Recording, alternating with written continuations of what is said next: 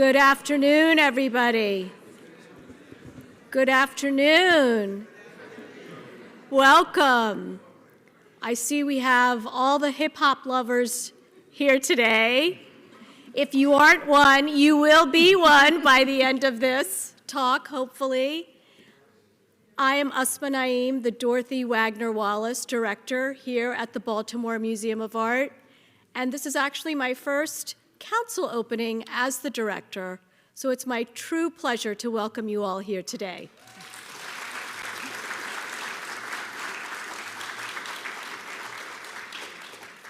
We are celebrating an achievement today, the exhibition, The Culture, Hip Hop and Contemporary Art in the 21st Century.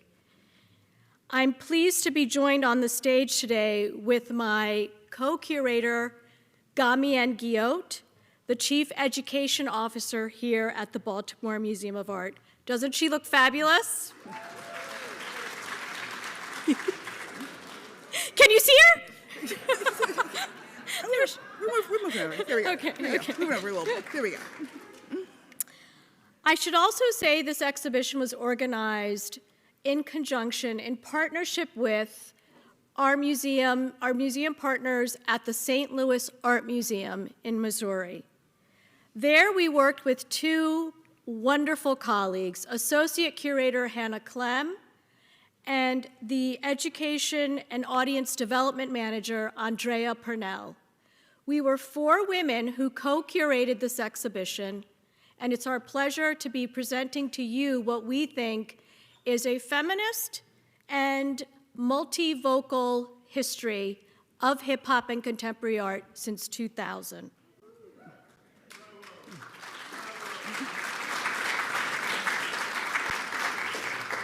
I would be remiss not to mention the incredible and assiduous support by our curatorial assistants, Carlin Thomas, if you can give them a hand, and Ricky Bird.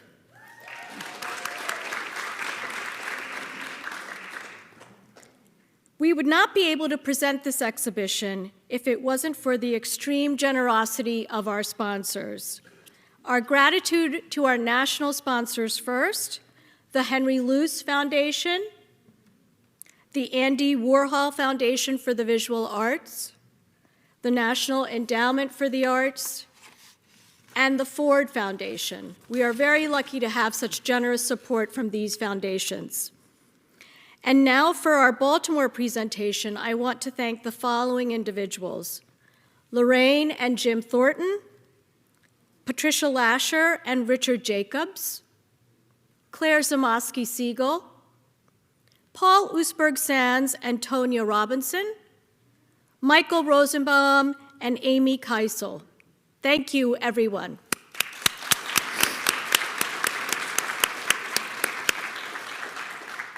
Now, for some of you in the know, you will know that we have some hip-hop ambassadors on our board of trustees, in addition to those whom I've just named. And specifically, I'm talking about our board member, Nupur Parekh Flynn. Nupur and her husband, DJ Fly Guy Flynn, have truly become our hip-hop ambassadors of beats, rhyme, and culture, as you will see later today. I want to give them a big shout out. Thank you, Nupur and DJ Fly Guy.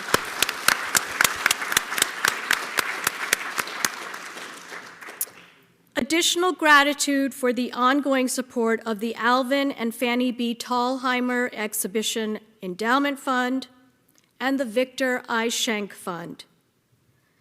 We are grateful for all the hard work and dedication that went into the many layers of this ambitious exhibition. This started approximately 3 years ago, but much farther back if you think of, or if you know of, my passion for hip-hop and contemporary art. I want to thank the incredible BMA team that put all of their hearts, minds, and hands into making this exhibition. This was an extraordinary endeavor, and I want to thank everybody who worked on this exhibition throughout the BMA. If you can just give them a great round of applause.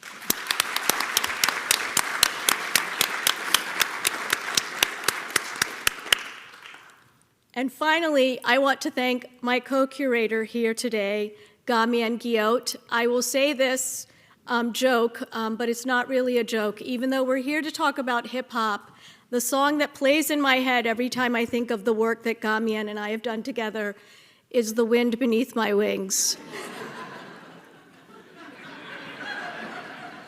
What can you do with her, folks? She's been an incredible thought partner, an incredible colleague.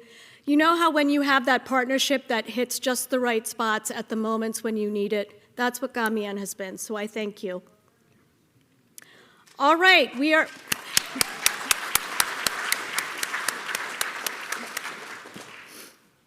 are about to begin a journey. It's my hope that you all enjoy what we're about to present today. And also, if you have questions, please feel free to ask as we move through the presentation. I know that this is a new subject matter for some of us, and for some of us it's not. And so for those of you in the know, please feel free to speak up. All right, so let's begin. First, I wanted to give you a moment to just understand the historical context of hip-hop. Hip-hop actually began in 1973. It began in a Bronx neighborhood with a neighborhood block party that was meant to be a back-to-school party. It was meant to be an informal celebration by a man named Kool Herc, a DJ, and his sister Cindy. And it was meant to be something that was making do with whatever was at hand. But at that party, some elements of hip-hop began to form that have shaped our entire world and culture. And those elements include some of the pillars that I'll be talking about in a moment. But what I wanted to emphasize is that even though we're in 2023 and many of us remember 1973, I want to just add a few brushstrokes to that picture of 1973. It was the height of President Ronald Reagan's era of presidency. Thatcherism, Margaret Thatcher as the prime minister in Britain. Did I say that incorrectly? I did, yes, it's 83, sorry. The president at the time was Nixon, I believe. Thank you, thank you. Margaret Thatcher was a prime minister in the 80s as well, along with Ronald Reagan. And what you saw during the 1970s and 80s was an increase in focus on trickle-down economics, on the ways in which urban environments were promoting certain kinds of social welfare, and the ways in which certain individuals were not getting the assistance they needed. All of these debates and dialogues were occurring beginning in the 1970s and really reaching a height and saturation in the early 80s. But what you have in the 1970s is a under-resourced area of the Bronx in which this block party began. And this block party began as a celebration. And I want you all to remember that. And it began as a celebration of those who were coming from the Afro-Latinx communities who were primarily living in the Bronx. And so you have this very small celebration, and then we quickly move to what became to be known as the 5 pillars of hip-hop. So the 5 pillars of hip-hop, which is something that I'm hoping all of you can remember, include rapping, which is also called MCing, breakdancing, which is also called b-boying or b-girling, graffiti, DJing, and the 5th pillar of knowledge, which was later added by Africa Bambaataa. So knowledge and social consciousness, I think, speak to the social justice element of hip-hop and the ways in which hip-hop has become a tool for educating those who previously have not been reached by certain forms of education. So what you see in these 5 pillars are, I would say, a multidisciplinary approach. You have dance, you have visual arts, you have the musical arts, and what you'll start to see as hip-hop gains its foothold throughout the 80s and the 90s is an increasing presence in fashion. So I wanted to just give you this moment to understand the kind of trajectory that we've seen in the 50-year span and lifespan of hip-hop. We see something like Gordon Parks' 1998 photograph, A Great Day in Hip-Hop, which had about 177 rappers assembled on the steps of a brownstone in Harlem. Now, this photograph was actually hearkening back to another photograph that was taken in the 1950s by Art Kane for another magazine, and that photograph was called A Great Day in Jazz.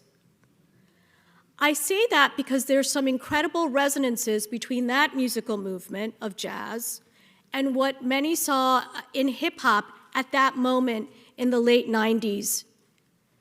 And there's, of course, this subversive nature. There's, of course, this improvisational nature. There's, of course, the incredible predominance of those of people of color as the main creatives in those genres of jazz and hip-hop. But what I want you all to think about as we move through this exhibition and this talk is the ways in which jazz perhaps has not reached the same level of saturation and impact and influence as hip-hop has in contemporary art. And we're hoping that you'll begin to understand or see some of the complexities and the debates and the reasons why this is. But so, could you imagine what a great day in hip-hop would look like today if Gordon Parks were to take that picture? It would be far more than the 177 folks pictured in that frame. It would be global, it would be multidisciplinary, and it would include billionaires and world titans in terms of culture and society and arts. And I show you the Super Bowl halftime show presentation from last year, where hip-hop was taking the stage, where hip-hop was celebrated. And I wanted to also note the arc of hip-hop has led to Kendrick Lamar winning the Pulitzer Prize. It's led to breakdancing being an Olympic sport in 2024. And it's led to many other astonishingly popular cultural hallmarks, as well as fine arts hallmarks, which we'll talk about later today. And so, we find ourselves in this moment in 2023. Hip-hop is having its 50th anniversary.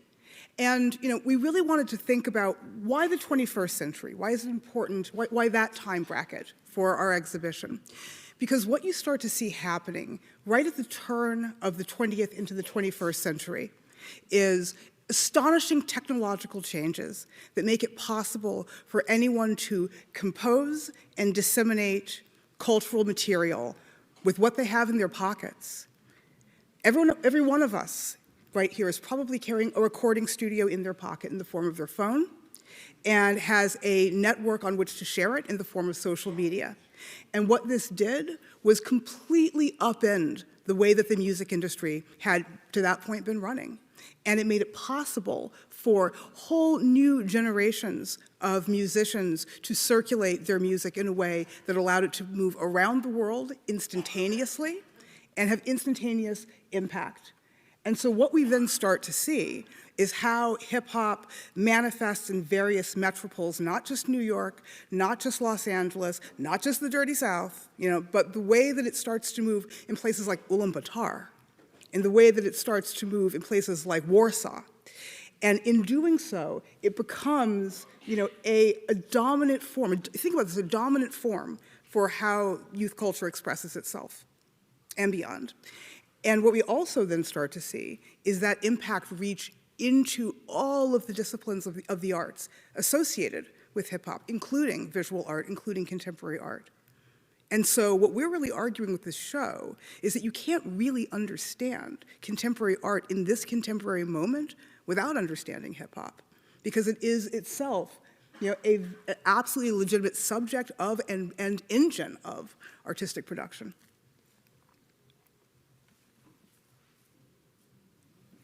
So, hip-hop is now a canon of artistic excellence. This is what we're saying. It is a canon, right? It has always been about callbacks. It has always been about honoring the legacy of those who have gone before. It has always been about innovation built on top of tradition. That's a canon, folks. And when you get 50 years in, this is a beautiful moment for us to really reflect on this, right? It's a canon that you can then start to see as an alternate canon that is operating in the world of contemporary art. So people are name-checking Biggie like they were name-checking Titian.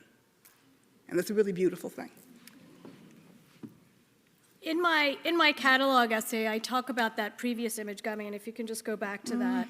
Because for those who know hip-hop history, what they'll see in this incredible video that was shot by the Carters in the Louvre, and this incredible image where they are in front of the most famous portrait of the world, in the world. What they're wearing and what they're signifying by what they're wearing is actually referencing decades of hip-hop history and artistry. The medallion that Jay-Z is wearing was created by Dapper Dan, who back in the day used to be hustling with remnants of designer fabric to create outfits for those in Harlem. Dapper Dan's work became so popular that Gucci began to emulate and draw on his designs. And when there was a public outcry, Gucci then decided to hire Dapper Dan in 2019 to create designs. What you see in the stylists who clothed these two individuals are two women who were part of the original trendsetters for hip hop and who helped to create such seminal and I would say path-breaking collaborations such as Missy Elliott and Adidas. Those were the original brand collaborations that began what we have become so familiar with and don't even blink an eye at. But hip-hop started it all, and these female stylists who are clothing Beyonce and Jay-Z were the OG, who were the innovators. So what you're seeing here are layers of history, of hip-hop history, that have actually become so obvious and so undetected, but continue to shape and have such powerful influence in our markets and in our fashion world and in our cultural understanding of the present.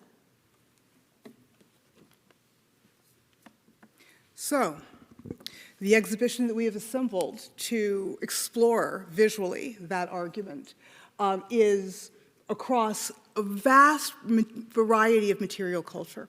So we're looking at painting and sculpture, of course, as we would in an art museum, but we are also looking at film and video that sits on the border between sort of commercial film and art film. We are looking at fashion, as Asma was just so beautifully articulating, and we're looking at material culture. And we're looking at those things. Very often in museums you see, the grand magisterial painting and then the little archival case next to it that gives it context with some, some things in it. Here we're really arguing that that material culture has a parity with some of that art that you're seeing. So you will see in this exhibition grand painting next to sneakers and tracksuits. You will see grand sculpture next to Little Kim's wigs. So, and we're looking at over 100 works by 70 artists, 70 artists. And I will say that in putting together a show about hip hop, it was enormously important to us that we could speak to as many of the artists who are still with us as we could. And very important to us that we were in no way misrepresenting their work. And so we had Zoom conversations and phone calls and in-person meetings with the lion's share of that 70 to really make sure that we were contextualizing their work in a way that felt right to them. So what I wanted to say are a few things about what this exhibition is about and what it's not about. As you're beginning to see, there is this porosity between popular culture, street culture, and what many call high art or fine art. That's nothing new, as many of you who know art history well know. There has always been this exchange between popular culture and the ways in which, say, Cubism used the wallpaper that you could buy at a hardware store to create collage. There was always this interest in popular culture and industrial materials in the Art Povera movement from Italy. There was always interest in some of the incredible work of Jean Dubuffet in street art and graffiti. But what you're seeing here, and then of course there's the pop art movement, right, that many of us have studied in our art history books by Robert Rauschenberg, Andy Warhol, and many others. But what I would argue, and what we're arguing now, is that this is a new pop art movement, if you want to continue to use that phrase, one that is far more popular than the pop art movement that was cited in the 1960s of Campbell's soup cans, if you will. And what many of these original artists who began in hip hop, like Fab Five Freddy and many others whom we reference as the original hip hop legends, understood is that they needed to know that art history to break it apart, to create something new. And so this conversation between what are the paradigms and then this subversion, this rebellion against paradigms, and the ways in which youth culture is a part of that to us is a key aspect of what we're talking about. So that's what this exhibition is about. What it's not about, and I hope you all will appreciate why we couldn't do this, it's not a comprehensive history of hip hop. It's not a comprehensive history of hip hop and the intersection of contemporary art. We are only looking at this intersection of hip hop and contemporary art from the 2000s to now because of this technological explosion that propelled hip hop to global levels and allowed for access and a kind of democratizing of art making that so many of us are familiar with. And what this is also not about is seeing every single famous, popular, beloved hip-hop star in the exhibition. I just want to say that right now. There's going to be somebody who will come up to us later and say, I cannot believe that Outkast is not actually in the exhibition. And we're sorry, we tried our best. We tried our best. So I wanted to just say that this is not an exhibition about the history of hip-hop. It's an exhibition about the ways that hip-hop can be found as leitmotifs, as themes within contemporary art from 2000 to now. Speaking of which, as we began this journey, we realized that so much of hip-hop owes its roots to Baltimore. Baltimore has a tremendous underground and celebrity scene of hip-hop that continues to reverberate today. Drake's latest album featured samples of a local Baltimore hip-hop star, for example. Beyoncé's latest album featured work from local Baltimore hip-hop and techno stars. But what we realized was that the contemporary artists in Baltimore who were making some of the most powerful art, who have literally changed how we think about the world, were being influenced by hip-hop and being influenced by the own personal, local history of Baltimore hip-hop. And so we wanted to list their names in front of you so that you could make sure that as you move through the exhibition, you see their work and recognize the strong, incredible presence of Baltimore in this exhibition. And we're so grateful to these artists. We had an opening on Friday with the press, and many of them were here to celebrate. So, the exhibition is organized thematically, and we will talk through themes with you now. The themes really emerged out of, I think, a deep scouring of the checklist. And as the checklist began to be organized, there were some things we knew we wanted to talk about. We knew that we would be talking about adornment. We knew that we would be talking about language. That was enormously important to us. Other themes emerged as we sifted through the material available to us. So, the exhibition is in 6 parts. Those parts are language, brand, adornment, tribute, ascension, and pose. So when we think about language, we're of course thinking about graffiti, and of course we're thinking about lyrics and lyricism in rap music, but we're also thinking about visual languages. We're thinking about different kinds of language. We're thinking about language that is meant to obscure rather than elucidate. We're thinking about in-groups and out-groups in language. Some language is only meant to be understood by certain people in certain circumstances. The way that language is used to signify belonging and to keep people at a distance. So we're thinking about language in a variety of ways. And you're looking at here two beautiful pieces that are in the show. The first on your left is Julie Maratu's 6 Bardos, Transmigration, from 2018. This is a colossal print. It's actually a print. It's a colossal print, and you can see here that she's thinking about geography and cartography, but she's also very much thinking about mark making, and that mark making as sort of the scale of the city. So graffiti from Roman times to present are very, very present in this particular series of works. And then on the right, you have a fantastic work by Gaijin Fujita, Ride or Die, from 2005. And here, Fujita, who is a Los Angeles-based artist, grew up in Los Angeles in a predominantly Latino neighborhood, is thinking very much about that kind of cross-cultural mishmashing that happens in a metropolis like Los Angeles.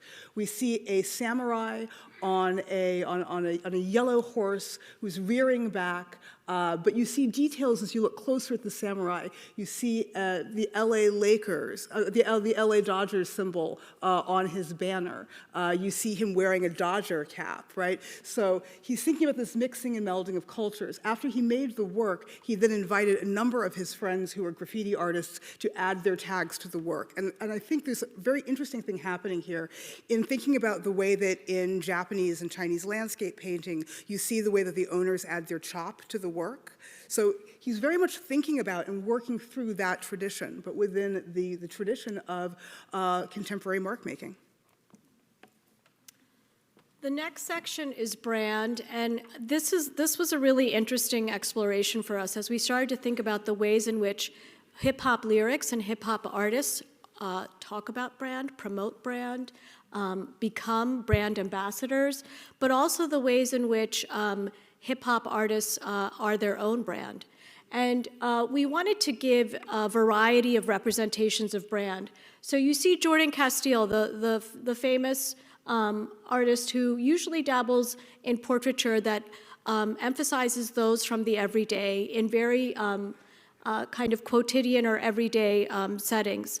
This work we thought was particularly powerful because this person presumably is on the subway and wearing a beautifully visually striking outfit of brown and khaki camouflage with perhaps Converse sneakers, I can't tell, maybe it's Timberland boots.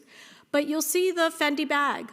And that Fendi bag is a way to suggest pride and to suggest wanting to be seen. And the ways in which hip-hop culture draws on brands is something that we found fascinating, because what you see in this work to its right by Kudzanai Chirai, an African artist who is using the ways in which the visual language of brand and how one can promote power through wearing certain kinds of brands is created in this portrait series about a fictitious cabinet. So this is a member of the fictitious cabinet in Africa called the Minister of Enterprise. And you can see that he's drawing on many tropes and visual representations of how hip-hop stars project authority and command respect. Yeah, so also in brand, you'll see the Moroccan artist Hassan Hajjaj, who makes these incredibly lush photographs that are surrounded by physical objects from the supermarket. And what you see here is the ways in which there's a play between what sells on the streets and in the supermarkets and what sells in terms of bigger price tags, in terms of capitalism and in terms of luxury. And so you see here Cardi B, beautifully photographed, sitting on green crates that to many of us who are familiar with the countries that use these kinds of crates will make us think of South Africa or other countries in the African continent. And to the right is Jason Mousson. That work is astounding, and it will be arresting when you walk by it. It looks like it's a painting, but it's actually made from Coogee sweaters. And these have all been cut and shaped to create a true work of artistry that is absolutely mesmerizing. And as we know, many rap artists wore Coogee brand sweaters during the height of the hip-hop original era as a way to signify solidarity and to signify taste. And that's something we're going to be talking about in this category. Adornment is perhaps a no-brainer in thinking about hip-hop and in thinking about the way that hip-hop is worn on the body. So here we're very much thinking about bling, and we're thinking about shine. We're thinking, too, about who the standard bearers of taste are and who the gatekeepers of taste are, and the way that hip-hop has always pushed against and resisted a dominant narrative around notions of decorum and notions of taste. And really using and celebrating a different kind of aesthetics and a broader conversation around aesthetics. So in this section, you'll see this beautiful work by Anthony Akimbola, Camouflage number 105, Metropolis from 2020. This work, which is very clearly in conversation with, the mid-century monochrome painting, right? Very much thinking about those black monochrome paintings, but it's made entirely of do-rags. Yes. Does everybody here know what a do-rag is? I'll say just in case. Just for the people who are afraid to not say they didn't know. So a do-rag is a protective covering for black hairstyles. And so the do-rag has a really interesting function in that it is about protection and about protecting the hair, right, on a very functional quotidian level. But I think it's also has become about protecting the hair from the gaze of the other. And it has also become a celebration. So in this section, you'll see a lot of conversations around veiling, around wanting to be seen and not seen, using that shine, using that bling, using the actual sort of reflectivity of surface to both arrest the gaze and kind of repel the gaze at the same time.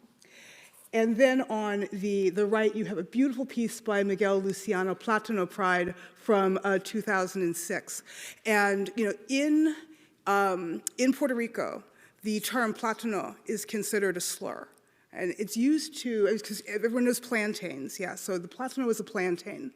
And plantains, of course, get brown when you leave them out. This was a slur for folks who got darker in the sun.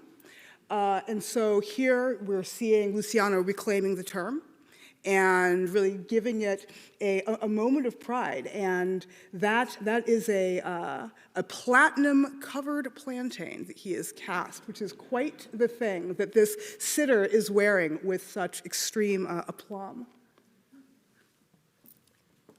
This is one of my favorite sections, and if I had my say, tribute, the entire section would be about Tupac, who's my favorite rap star ever. What we saw in both hip-hop in terms of lyrics and in contemporary art was that there was a constant need to acknowledge the legends, the OG, the predecessors, the ones who have created what hip-hop is today. And this is not just with young artists, and it's not just with old artists, but it's across or older generation artists. It's across the board. So you see somebody like Carrie Mae Weems making a very regal portrait of Mary J. Blige.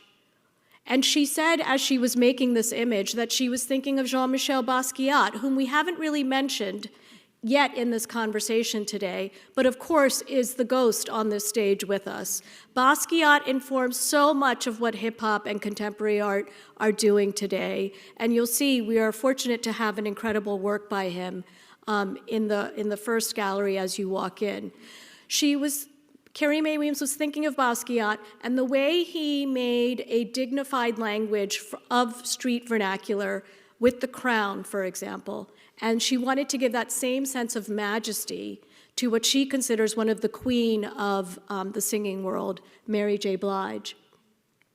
Now, I want to ask any of you if you know who DJ Screw is. If you do, shout out.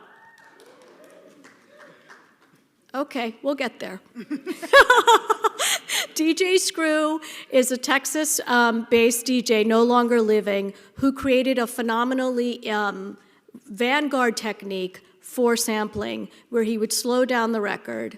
And this became, I think, legendary for a number of reasons. And you'll hear it in music, even though you may not recognize it instantaneously. But what you have in this painting by L. Franco Lee is DJ Screw in heaven. He's imagining, and you can see the multiple arms. It's almost like, for those of you who remember Marcel Duchamp, The New Descending the Staircase, for example, the multiple limbs being shown of DJ Screw as he's sampling and scratching to show how fast, how quickly, the skill in which he's moving, and all of his posse around him.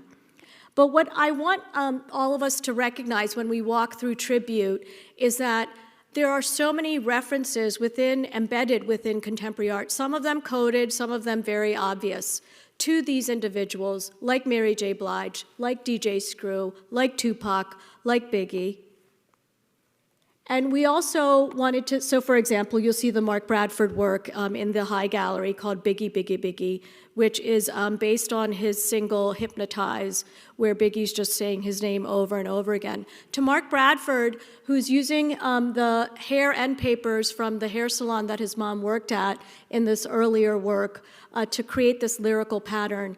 Biggie represented overcoming adversity, and Biggie represented power. And he wanted to pay homage to Biggie with this work. On the right here, I don't know how many, or on the left, I don't know how many of you are familiar with Willie Chavaria. He just won recently the Council for Fashion Designers Award last year for his work. What he's done here is he's taken the tracksuit and completely expanded its vocabulary. You see a very high-waisted pant.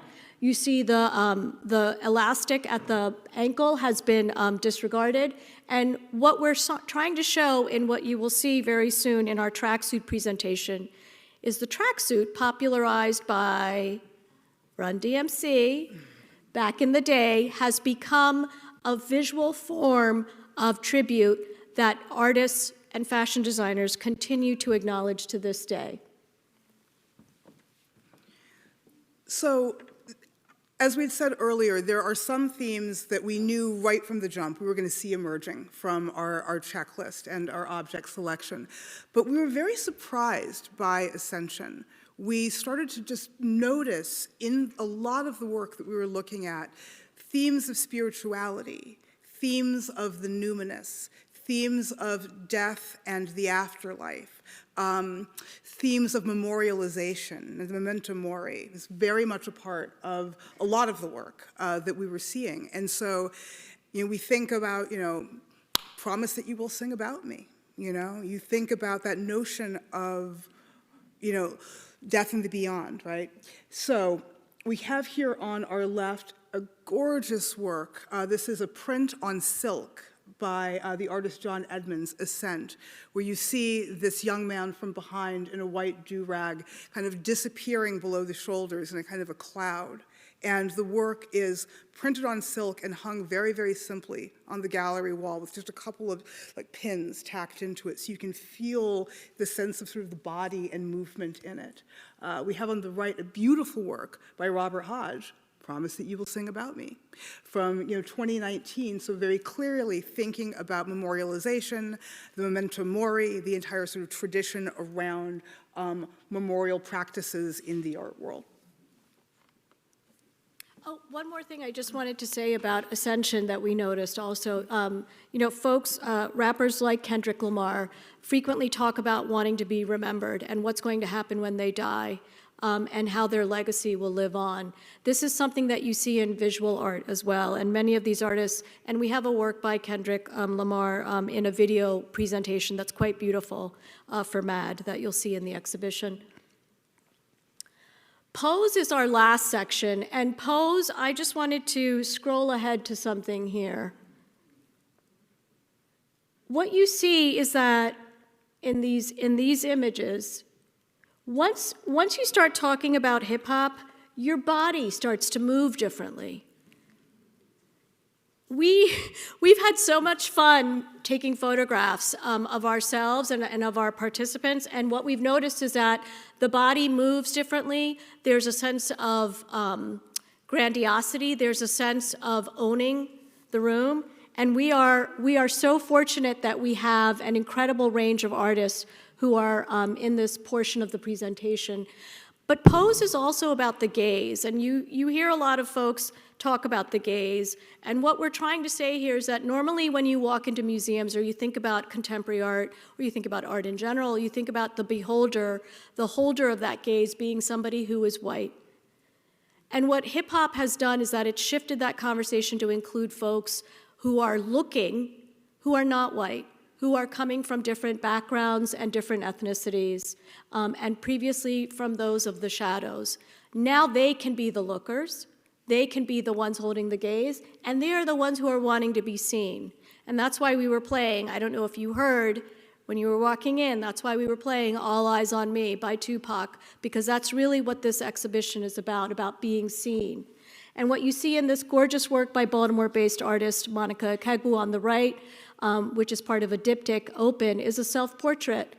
And it's a way in which the artist was able to convey her pride in herself and the ways that she can feel good and feel pleasure in her own body. And what you see in the work here on Caitlin Cherry, Virginia-based artist, tremendously talented. This actually has a sculpture around it that looks like computer hardware because she wants you to focus on the sense of peering into a computer, of the ways in which our internet culture draws on, appropriates, exploits, derives pleasure from women in social media who are using hip-hop culture to be seen.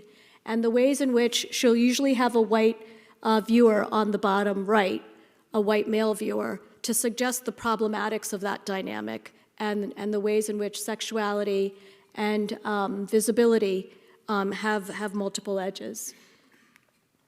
We're going to move very quickly through fashion, but these are some of the works that you'll see in here. You will see the buffalo hat that Pharrell is wearing. I want to ask you all to please note the credit for the buffalo hat. It's an interesting story about capitalism and commerce in terms of who owns that buffalo hat now. You will see that red Adidas jacket. The Dapper Dan Gucci collaboration that I was referencing before is also, we're pleased to say, in the show, as well as Sheila Rashid, another female fashion designer, her outfit for Chance the Rapper, including that lovely 3 hat. And you'll also see this incredible tracksuit installation that features Virgil Abloh's last design for Louis Vuitton. On the right, Telfar Clemens, Grace Wills Bonner, Baby Phat, Willie Chavaria, and again, Dapper Dan. Now, we're going to talk about our film and video. We have a lot of film and video in the show. It is going to be a very sonorous exhibition, because you can't have a show about hip-hop without a lot of sound in it. So the exhibition has 3 black boxes in it, 2 in the main exhibition galleries, and the 3rd in the contemporary wing. This exhibition spills beyond the boundaries of our special exhibition space. And when we were choosing video, we were thinking very much about, yes, music videos, that seems like a no-brainer. Yes, there are art films that reference hip-hop, that's also very interesting. But the projects that were most interesting are the projects that sat in the intersection of those 2 spaces. So on the left, you have the artist Khalil Joseph, and Kendrick Lamar, the video for Mad. And most of us have seen that video sort of within the context of the album on our phones, you know, on a computer screen. That's actually a 2-channel video that's meant to be seen in a black box setting. So seeing it in that setting is quite extraordinary. As well as 444, that is from a collective of Alyssa Blunt Moorhead, Arthur Jaffa, and Malik Saeed. I always want to make sure I get Malik right. And this is, of course, the incredible video of Jay-Z's Apologia to Beyonce that is an extraordinary piece of filmmaking. But here, you feel it in the body in a really different way, projected within a black box setting. To talk a little bit about exhibition design, this is an exhibition that we knew couldn't be in a white cube gallery. It's very, very important to us that it felt like hip hop, in whatever way made the most sense for us. Damian, I just want to point out, I'm wearing the ring that you see in that image. It's for sale at our gift shop. Yeah. We have a lot of nice merch down there. Plugging the merch. We're all wearing gift shop merch. So head on down. So yes, we knew that we needed the right design team to help us do this work. And so we sought out to look for a majority black design team. We found them in the Smith Group, led by the inimitable Dayton Schroeder, who put together a majority black team to work on this with us. And they had this wonderful sort of notion of like the speaker box and the subwoofer, and they're thinking about kind of like that language of the speaker and subwoofer. And so this becomes an organizing principle that gives you a number of galleries as you move through the exhibition. And you'll see super graphics, you'll see the title of the show, you'll see exhibition text on the reverse side, and this also houses some of our casework for our archival materials that you'll see. So these are the kinds of material culture things you see there. You're seeing on the left the Little Kim's wigs recreated for us by her legendary stylist, Dion Alexander, who flew on out here to style all of those wigs on those wig heads, as well as other kinds of really sort of seminal material culture objects in those cases. So keep your eye out for this incredible collaboration, this Jean-Michel Basquiat album cover that he did for Rammellzee and K-Rob. This is 1983, folks. This is what we're talking about. There was never a separation between art and hip hop. They were always right there, cheek to jowl from the jump. And this really interesting Malcolm McLaren Duck Rock album with a cover by Keith Haring, again, no separation there, which features highly into the buffalo hat story. That's all I'll say now. I'll leave that as an Easter egg for you guys. So this is where we started with the plans for the show and how it might lay out. And this is largely how the show lays out. But then the show spills out of its exhibition galleries in various places throughout the museum. You'll see sculpture in the niches. This is a Jorge Parla piece, absolutely gorgeous. Coral Away Alive 5, like a Steely, sitting in our niches. You'll see gigantic Air Force One sneakers by Aaron Fowler that sit just opposite the Thalheimer galleries and are made entirely from car parts. You'll see works in the contemporary wing, a little tasting menu of all of the various works, of all the various themes of the exhibition in one room. So it's really like an exhibition overview at a glance. And you will also see in our large black box of the contemporary wing, Stan Douglas's ISDN, which is an amazing piece. It was much talked about in the last Venice Biennale, and is this conversation, really the global conversation of hip hop, of one hip hop artist in, where am I? Egypt. One hip hop artist in Egypt and the other in the UK, and they are essentially having a rap battle in real time. And the video has a funny algorithm that allows clips of it to recombine, so you're never watching the same video twice. Make sure you go into the contemporary wing after this. We had an advisory panel. We couldn't have done this work alone, and this advisory panel included people across all fields and disciplines. Hip hop, as you can tell already, it draws on people from different backgrounds. It draws on musicians like Wendell Patrick. It draws on photographers like Martha Cooper. It draws on graffiti artists like the Os Gemos twins from Brazil. And it draws on ethnomusicologists like Noriko, who's up there with the piano, to talk about how rap is sung and performed in Japan. But it also drew on rap artists and fashion designers, and of course Greg Tate, whom you see there in the center, who created so much important language and conversations and studies in hip hop, and may he rest in peace. This is another example of our advisory group, or I should say a portrait. We had the fortune of being at the Clark Art Institute for 2 days to continue our conversations. And this advisory group told us how to shape the exhibition, what we needed to include to make sure that we were being true to hip hop culture. And that led to such profound changes like the wigs that were included in the exhibition and the discussion of adornment and decorum. I show you these two pictures because the first is just us standing there looking very scholarly and art historical, and then the second is when we decided to pose. Which one do you like better? Yes, me too. So our time is short, so we will be wrapping this up.